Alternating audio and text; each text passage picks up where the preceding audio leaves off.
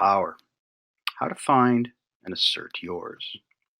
Power and connection. Until this point, these videos have stressed the importance of compassion, empathy, care, and connection. But does this mean that managing conflict is just a bunch of kumbaya?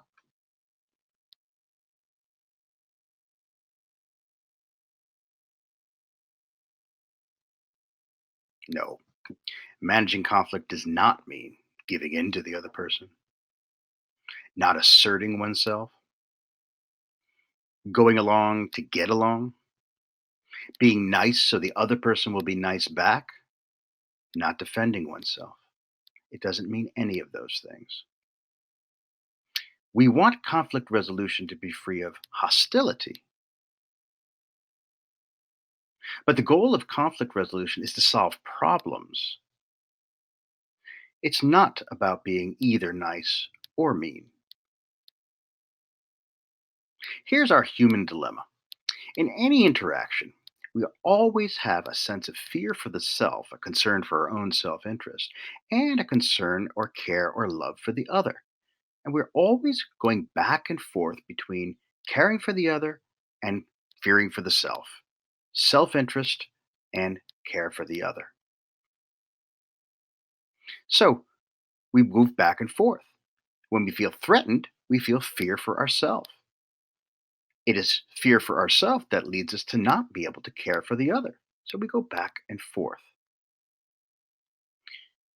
Care for the other might be absolutely necessary for conflict management, but fear for the self gets in the way. We need both to assert the self and to have care and compassion for the other.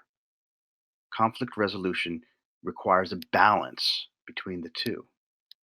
Yes, indeed, the first step of conflict management is to connect to the humanity of the other. That is to move toward the care for other pole of the fear care dimension. That's where we have to start from care for the other. But what happens if the other doesn't respond in turn? What happens if the other is not open to discussion? What happens if the other has more power than you do? When this happens, we become afraid, and then it's time for you to cultivate your own power. We need to move back toward the self interest part of the dimension. Yes, we should act out of compassion, but we can't sacrifice our self interest to the other at the same time. Optimally, we want to advance our own interests while also meeting those of the other. We want to coordinate fear for the self and care for the other, self interest with love for the other. Our compassion for the other must be accompanied by some form of power within the self.